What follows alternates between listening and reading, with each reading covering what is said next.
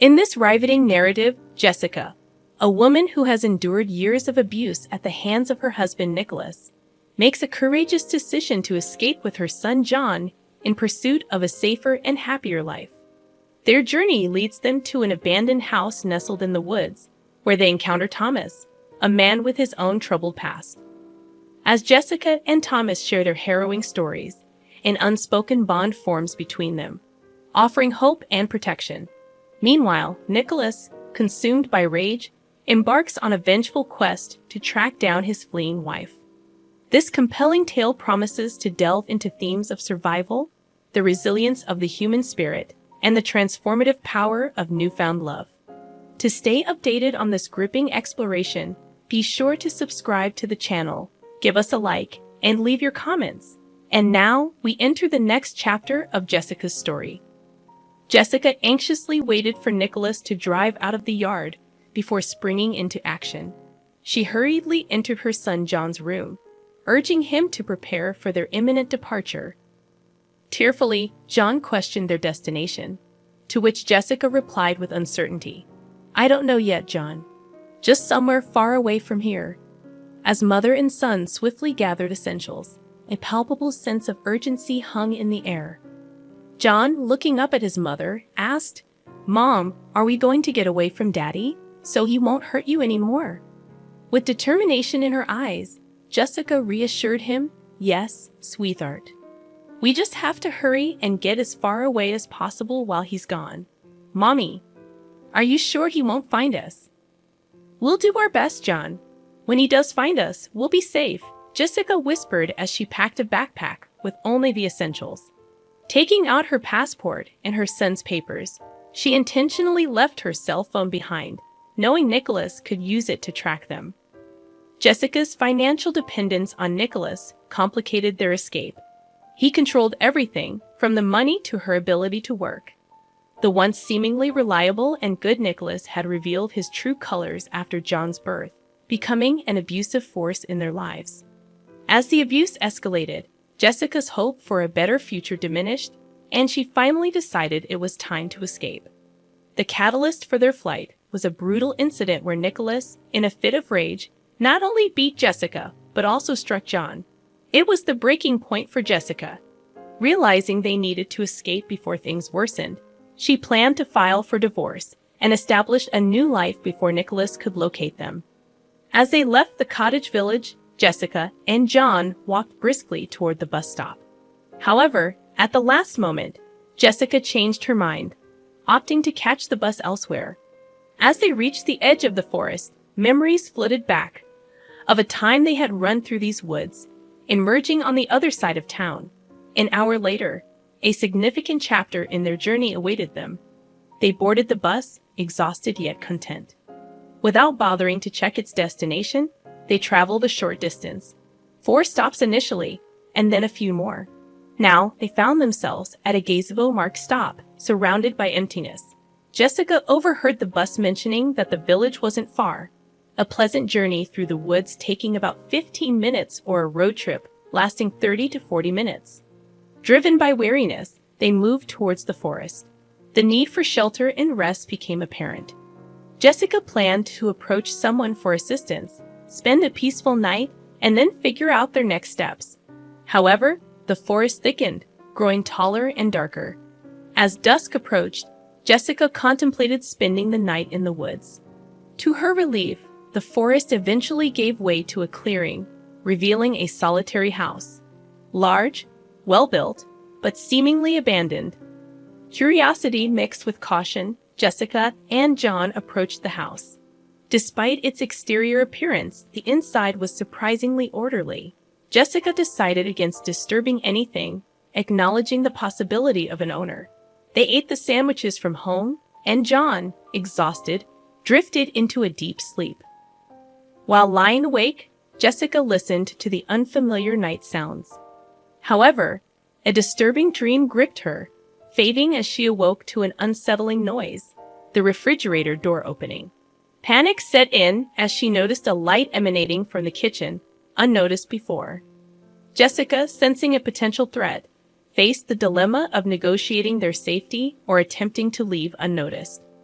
She stood up slowly, surveying the situation, and then looked at her sleeping son.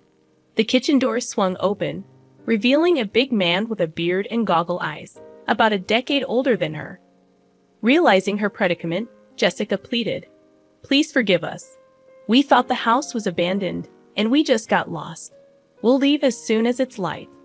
The man, seemingly amused, closed the door partially, allowing him to observe John. Concerned for her safety, Jessica stepped forward cautiously, admitting they were lost and telling her story. The man, introduced as Thomas, listened attentively, and Jessica, realizing the importance of honesty, shared her narrative without reservation. In that moment, she recognized the necessity of escaping her past much earlier. Thomas, intrigued, prompted her to continue when she finished. He inquired, "I understand correctly, you have nowhere to go." Jessica nodded, "Yes, but don't worry, we'll leave in the morning." He smirked again, his blue eyes meeting hers. "Where to, if it's no secret?" "To some village. We'll ask for a place to stay, and maybe I'll find some work in the village," Jessica replied hesitantly. He chuckled. "What's wrong? If you don't know, there hasn't been a job in the village for 15 years. Well, go to bed. I'll sleep in the room. There's the door. Tomorrow we'll think about it, and tonight we'll rest." He turned around but quickly returned, handing her a blanket. "Here, take a blanket. It'll be chilly by morning, freeze the baby." Jessica accepted the blanket and went to the bed where John was sleeping. Strangely, her soul felt calmed, fear replaced by a newfound sense that they were not alone, that they were protected. In the morning, Jessica woke up with the sun already high. John was not in bed. Panic gripped her momentarily until she saw her son outside with Thomas, cleaning up the rows of cut grass. John was smiling and chatting with Thomas as if they had known each other for ages. Jessica stepped onto the porch. "Good morning." John beamed. "Mommy, you're up." "Mom, you have no idea. Uncle Thomas promised to take me fishing." Jessica anxiously looked at her son. "What fishing trip?" "We have to keep going, Mom. Can't we stay a few days? Uncle Thomas says we can stay." Thomas approached. "You're not in a hurry, are you? Your boy's never been fishing in his life." Jessica wanted to protest, but she held back. Thomas sighed. "John and I have already had breakfast, but we probably won't say no to tea." As Jessica prepared breakfast and lunch, Thomas and John took care of tasks outside. When she stepped out, she was astounded. The once overgrown house and yard were now neat and tidy. Thomas explained, "There's no place for the child to play ball, and there might be a snake lurking in the grass." He took out a beautiful ball from the barn and said, "Let's get you a gate, John. I can't play with you all the time." In the evening, after John fell asleep, Jessica and Thomas sat down in the kitchen to drink tea.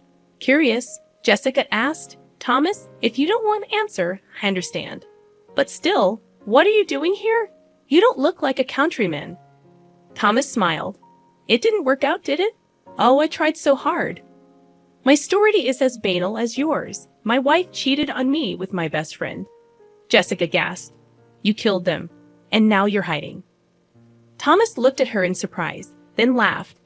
"What a fantasy. No, I didn't kill anyone. I was just too hurt by the double betrayal to take a break. So I arrived here. This house used to be my grandfather's. He was a forester here," Thomas said, a touch of sadness in his smile. "It's good to have a place to hide. I don't have a place." "Then stay. There's plenty of room for everyone. It's not far.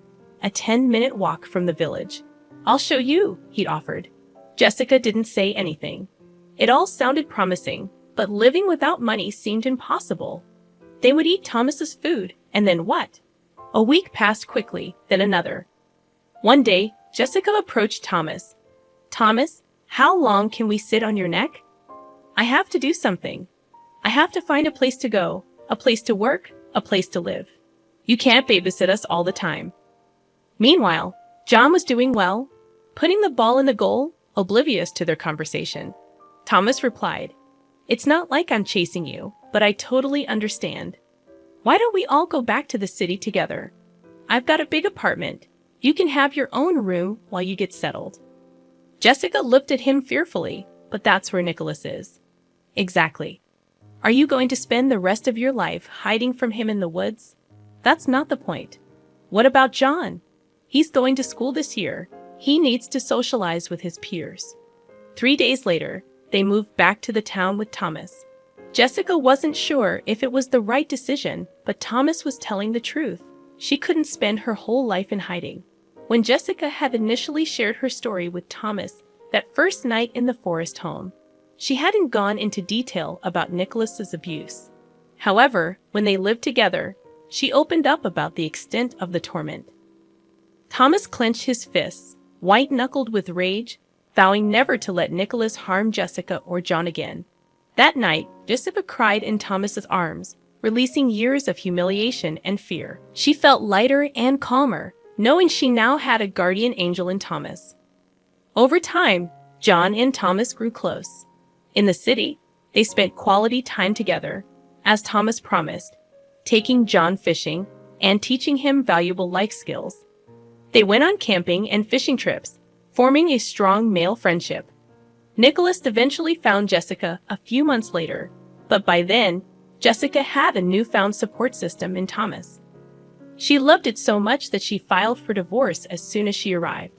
Thomas was far from poor. He had his own business, and although it was a big apartment, they didn't see each other much because Thomas was often away at work. Jessica ran to the store and bought some fish. Thomas gave her money for household expenses, which she thought was too much, but he laughed, saying that he spent a lot more on dinners in restaurants because he couldn't cook. She was almost to the driveway when a familiar voice called out to her, "Jessica, wait a minute." She stumbled, terror sweeping over her. She recognized the voice immediately. It belonged to her husband, Nicholas. Jessica slowly turned around. Nicholas stood next to her, his eyes narrowed, indicating an intense level of rage. "Why are you acting so bad, wifey, or have you relaxed? Didn't I bring you up enough?"